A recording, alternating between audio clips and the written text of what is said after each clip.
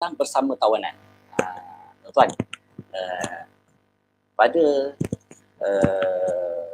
suatu hari, ya, seorang lelaki bernama Sumamah bin Usal, Sumamah bin Usal, ya, telah ditangkap oleh tentera. Usamah ni orang kafir, telah ditangkap oleh tentera Islam lah, ditangkap. Dia ni, Usamah ni menjadi tawanan tentera Islam, ya, tawanan Rasulullah SAW. Tuan-tuan kalau nak tahu Usamah ni zaman hidup dia memang geng, ya, bunuh sahabat di kota, ya, di kota Mekah dulu, macam-macam lah, ya, macam-macam dilaksanakan oleh Usamah bin Usal ini. Okey, apa yang kita nak ambil satu akhlak yang Rasulullah SAW dalam kisah ini? Okey, sebenarnya Sumamah ni kita tahu dia seorang yang pembunuh, dia juga seorang yang ego. Macam mana nak menggambarkan Usamah ni, ya, seorang yang Sumamah ni, bukan Usamah, Sumamah, ya, seorang yang gogo, yang ego. Inilah Nabi tanya kepada Usamah, agak-agak engkau ni aku nak bunuh ke aku nak lepaskan? Usamah, Sumamah pun kata, nak bunuh je lah, aku tak kisah. Iya ke? Kalau aku lepas, kalau kau lepas, aku kerja, belah je lah. Hebat kan? Buat Sumamah ni. Tak apa. Lajunan hari yang kedua, Nabi tanya lagi. Nabi tanya lagi kepada Sumamah. Sumamah, kau ni aku nak bunuh ke aku nak lepaskan? Ikut kau lah, kau nak bunuh aku okey dia. Nak lepaskan aku lah, ya. Sampailah hari ketiga, ya. 3 hari tuan-tuan, walaupun dalam tawanan Nabi bagi makan kepada Sumamah, ya. Nabi suruh para sahabat bagi makanan kepada Sumamah. Apa yang berlaku hari ketiga? Nabi kata, wahai Sumamah, ya, outlick Sumamah. Inilah kamu Sumamah. Hari yang ketiga. Pelik, sahabat pun tanya. Sahabat pun pelik dengan perangai Rasulullah ataupun tindakan Rasulullah. Pelik. Sebelum Muhammad dibelah, apa kata dia, sahabat-sahabat cerita, seganya lah, sebelasah lah. Tapi Nabi kata tak payah. Dia ni outlick semua, lepaskan Sumamah kalau kita kan, orang yang paling jahat, orang paling egois, dan kau di belasah, kau ni bunuh kawan aku, kena dah, kau lempangi, kau tembeleng, kau kejap. Tapi nak, macam mana akhlak Rasulullah SAW? Nabi kata, akhirnya Sumamah tak apa. Sumamah pun beredar, dia dengan cara dia lah beredar daripada kota Madinah, ya, baru 2-3 tapak kuda keluar daripada kota Madinah.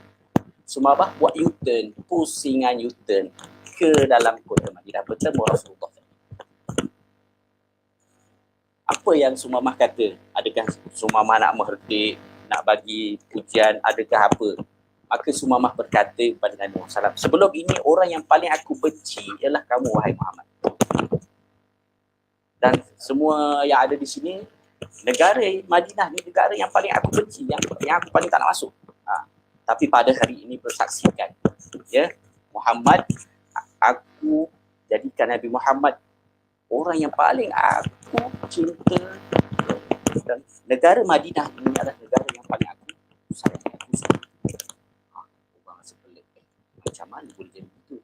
In qadrallah, inilah kuasa Allah SWT nak menunjukkan bahawasanya orang yang paling ego, ya, yang pernah bunuh para sahabat Nabi, orang yang sentiasa berbuat masalah ketika Nabi berdakwah, Allah SWT telah memberi hidayah kepada Sumamah tadi. Apa yang kita nak ambil contoh tadi, macam mana akhlak Rasulullah SAW. Nabi percaya dengan lakuan yang Nabi lepaskan Sumamah tadi, insya-Allah adalah Allah akan tunjukkan sesuatu, maka Allah tunjukkan. Tuan-tuan, jadi di sini akhlaknya apa? Akhlaknya tidak lain dan tidak bukan, tuan-tuan, kita ni bersama kawan-kawan, sama-sama jiran, ya, kawan sekerja, kawan sekampung, orang paling bermasalah. Dulu kau ni memang suruh ke masuk rumah orang, yang nak masukkan kau dalam laukan. Kita tengok, ya, kisah Nabi memaafkan, Nabi seorang yang memaaf, dan Nabi dalam hati berdoa supaya diberikan diberikan hidayah, ya, orang yang seperti itu semua maksudnya, kan? Itulah kehebatan Rasulullah SAW, dan semua makhluk masuk Islam dengan kuasa Allah Subhanahu hidayah dan Allah Subhanahu Taala dengan kisah ini tadi. Tuan-tuan, satu sabda Rasulullah SAW, ya, berkenaan tentang pemaafan. Tuan-tuan lihat.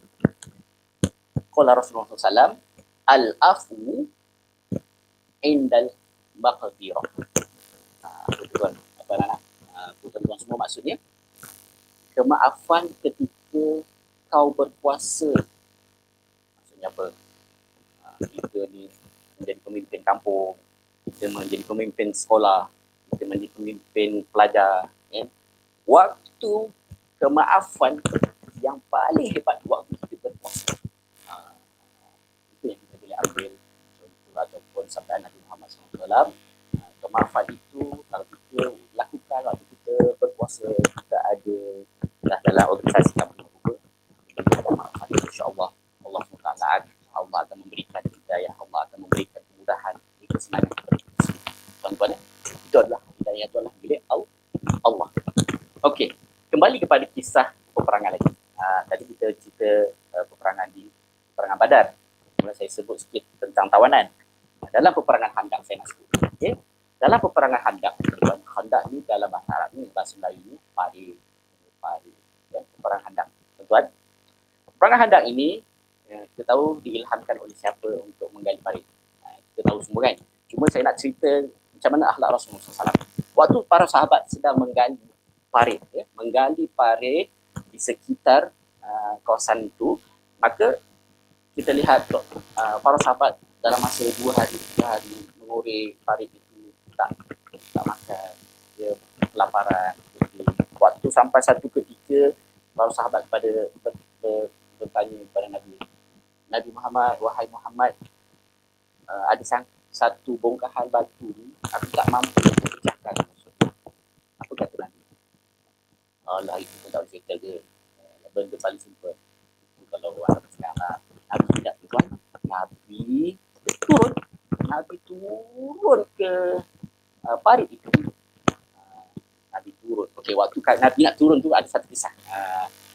Waktu Nabi berdiri nak turun ke Khandaq, nak turun ke parit itu, satu kisah daripada Jabir bin Abdullah. Ya? Jabir bin Abdullah. Dia kata apa?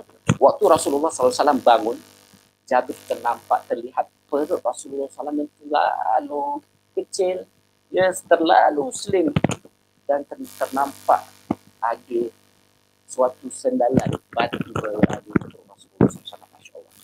Ya, tuan-tuan, kalau tahu, ya, kalau kita kecilkan kita punya usus perut ni, kecilkan, maka kita akan, bila nak makan pun kita dapat tahan. Kalau kita tak ada semua makan, kita akan rasa rasanya boleh lagi ni.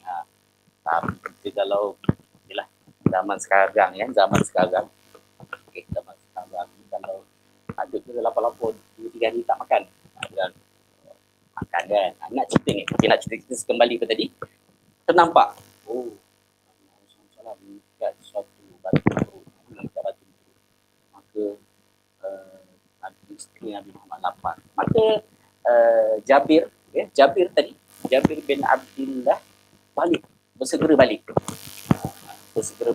bertemu kasihnya ataupun isterinya. Wahai kekasihku, dekat rumah kita ni ada apa? Lihat jamaah Rasulullah SAW. Aku lihat ada Rasulullah, mungkin dah lama tak makan, 2-3 hari tak makan, perut Rasulullah kecil. Apa jawab isteri Jabir? Adalah bang, tepung sikit, lepas tu lauk macam tak ada. Cuba abang buka pintu belakang, buka pintu tu, terlihat seekor kambing yang kecil. Alah, kecil sangatlah, baru lahir dia ataupun baru dijaga, kan, kecil sangat. Lepas tu Jabir memaklum kepada saya, aku sebenarnya nak jumpa Rasulullah, boleh ke sayang masakkan untuk Rasulullah? Maka isteri, boleh, tak ada masalah, saya buat roti dia, apa dia, macam-macam lah. Okay? Lepas tu sempat isteri Jabir membisikkan sesuatu kepada Jabir, apa panggil ramai-ramai itu nak jumpa orang ni bang, takut Jabir pun berlari kembali ke khandak tadi, ke parit tadi, dan dia lihat Rasulullah sedang bekerja dan Rasulullah telah memecahkan beberapa batu, bukan batu tadi. Maka dia datang kepada Rasulullah, "Wahai Rasulullah, aku ada hajat ni." Nabi pun tanya, "Hajat apa tu Jabir?" Tanya, "Aku nak jemput Rasulullah, kamu wahai Muhammad untuk makan. Aku tahu kamu lama dah tak makan." Tapi Rasulullah beritahu, kalau nak panggil perut orang bolehlah. Tapi kalau orang tak cukup. Nabi pun bangun, Nabi sebut, "Ya ma'syaral muhajirin wal ansar." Waktu ketika itu 1,000 jugalah habis.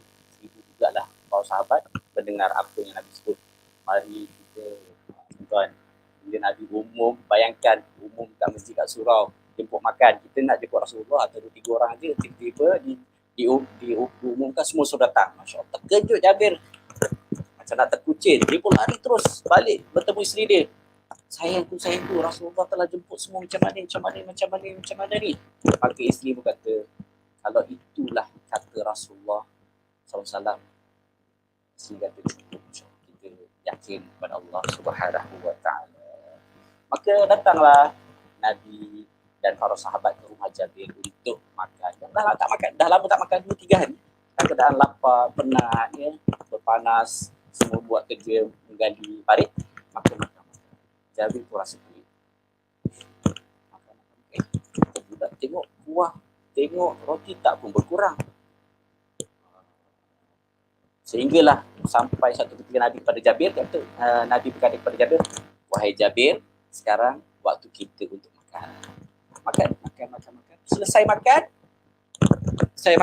kemudian Nabi kata, "Ada lagi ni Jabir, kamu sedekahkan kepada jiran-jiran tetangga kamu, insyaAllah cukup." Maka sedekahlah Jabir kepada jiran tetangga, ya. Jiran tetangga dapat, dan sehingga selesailah apa jamuan yang dibuat oleh Jabir tadi. Cukup tuan-tuan, alhamdulillah. Kita, insyaAllah, kalau kita buat, tuan-tuan yakin kan? Kita yakin pada Allah Subhanahu Wa Taala. Tapi di situ apa yang kita boleh ambil contoh tauladan, tuan-tuan? Apa akhlak Rasulullah SAW? Ya, tuan-tuan, Nabi Muhammad SAW ini tidak mementingkan diri. Kalau mementingkan diri, tuan-tuan, kalau Jabir dah bisik tu, okey, lagi 5 minit saya pergi. Tengoklah waktu sesuai saya datang.